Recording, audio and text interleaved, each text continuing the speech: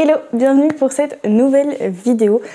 La semaine dernière, on se retrouvait pour une petite palle du printemps. Et c'est vrai que j'ai mentionné le fait que pour moi le printemps, ça me faisait penser beaucoup à l'amour et ça me donnait des envies de lecture de romance, même si vous le savez, je lis presque tout le temps de la romance en soi.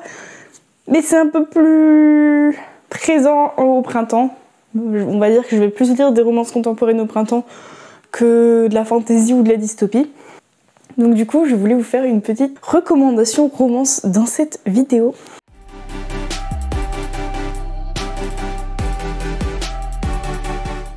Donc j'ai choisi 5 romances que j'apprécie beaucoup. Il y en a une que je n'ai pas mis dans la liste parce que c'est plutôt une romance de Noël, et que bon, le but c'est de vous donner des trucs que vous auriez envie de lire au printemps. Donc les romances de Noël, même si en soi on peut en lire à toute période, je trouvais que ça rentrait moins bien dans cette petite recommandation.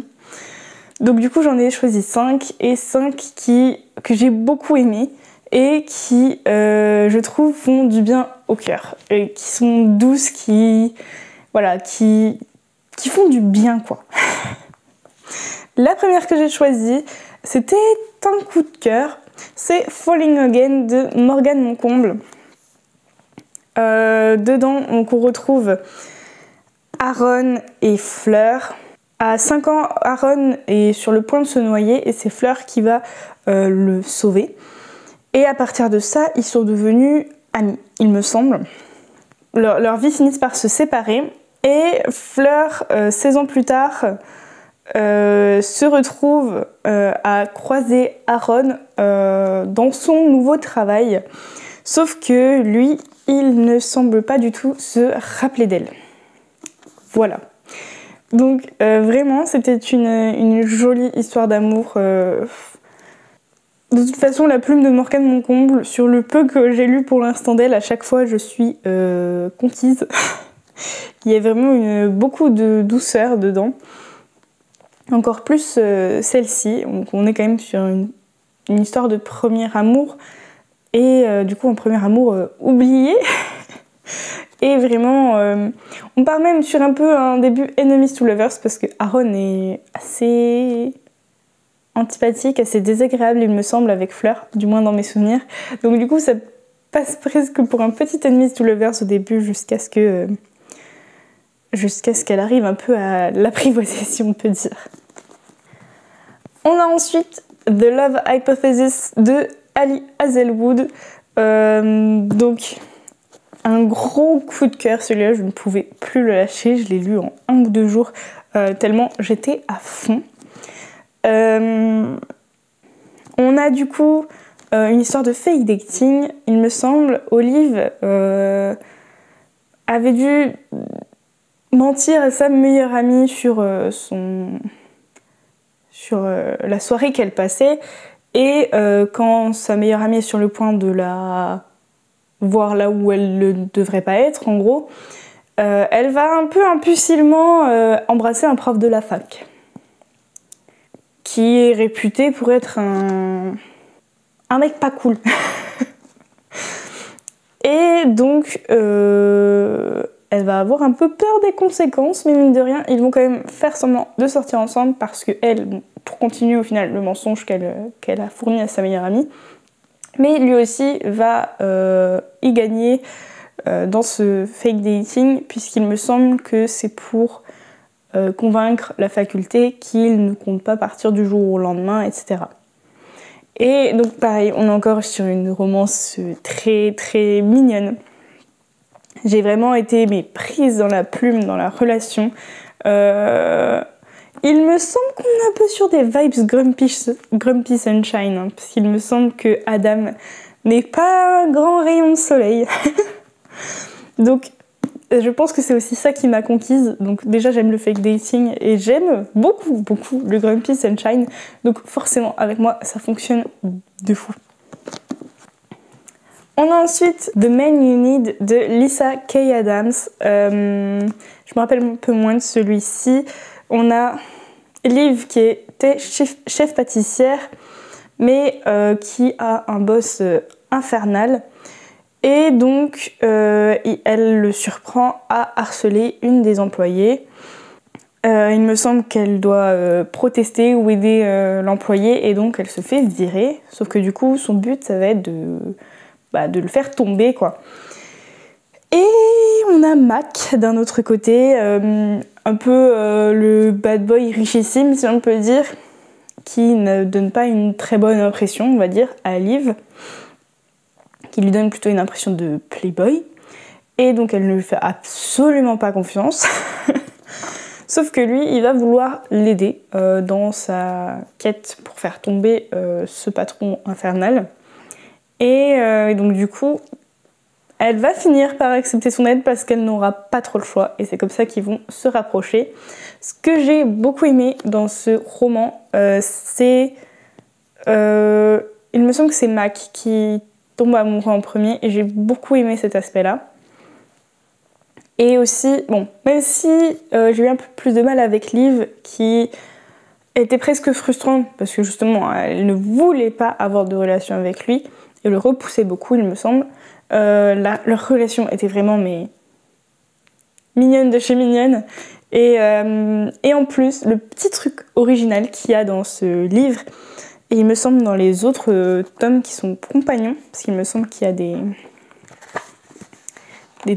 tomes avec le même, j'allais dire le même univers, d'autres personnages du roman, puisque du coup Mac fait partie d'un club de lecture. Et donc du coup je sais qu'il y a au moins un roman avec l'un des autres personnages du club de lecture. C'est les hommes virils lisent de la romance. Donc du coup voilà, ils ont un book club où ce ne sont que des hommes qui lisent de la romance. Donc je trouvais que c'était un point très original de ce roman et ça ne rend Mac que plus mignon parce que derrière ses apparences etc. il y a un petit cœur tout mou à l'intérieur. Ensuite on a du coup Campus Drivers que j'ai lu en audio donc je n'ai pas encore le physique, mais du coup Campus Drivers on a Lane qui est donc du coup un des campus drivers, donc une histoire de taxi sur le campus on va dire. Et d'un autre côté on a Loïs. Loïs, il la retrouve sur un palier dans son immeuble en larmes, à moitié, enfin complètement effondré et qui ne répond même pas quand il lui parle il me semble. Et donc je crois il oublie un peu, il fait sa vie, mais le lendemain je crois qu'elle est toujours au même endroit, donc il commence un peu à s'inquiéter, sauf que le problème c'est que en s'inquiétant, entre guillemets, il accepte de l'aider en pensant que c'est juste très très temporaire. Sauf qu'il se trouve que Loïs s'est fait larguer par son petit ami avec qui elle avait un appartement. Et du jour au lendemain, elle se retrouve sans appartement, sans que le campus ait des appartements, des chambres disponibles, etc. Et donc du coup, ils se retrouvent à l'héberger. Et donc du coup, ils finissent par devenir amis, à se côtoyer, etc. La romance est pleine d'humour. La plume de C.S. Quill, vraiment pleine d'humour. La relation est très progressive, vraiment, on a vraiment le cheminement entre les deux personnages et j'ai trouvé ça très agréable.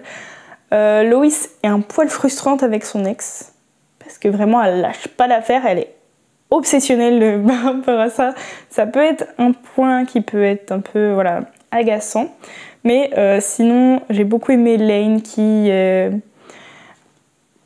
qui a des aspects un peu bougons, un peu renfermés, etc. mais qui est plein d'humour au final, notamment avec ses amis et avec Loïs quand il finit par un peu se laisser aller. Donc vraiment, je conseille si vous voulez rire, si vous voulez une romance mignonne en plus de ça, foncez, Campus Drivers, c'est top.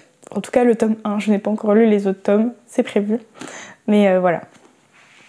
Et enfin du coup pour le dernier, mais vous l'avez sans doute probablement déjà vu partout, peut-être déjà lu, déjà vu s'il y a une série, c'est Heartstopper. Donc moi j'ai juste le tome 1 pour l'instant, j'ai pas encore lu la suite, mais j'ai hâte. Donc on a Charlie qui a un gros crush sur Nick, le footballeur populaire du lycée. Et ils se retrouvent à côté en classe. Et une amitié se noue au début entre eux. Et ce qui renforce un peu plus le crush de Charlie. Alors que tous ses amis lui disent non mais c'est pas possible qu'il soit gay, t'as aucune chance entre guillemets. Sauf que les choses ne sont pas vraiment aussi simples on va dire. Nick va beaucoup remettre en question son orientation sexuelle. Du coup c'est très intéressant là-dessus. En soi j'ai lu jusqu'à présent très peu de romances gays. MM ou FF et c'est vrai que du coup c'était hyper c'est un peu la première vraiment que je lis et j'ai beaucoup aimé, c'est vraiment très doux, très mignon.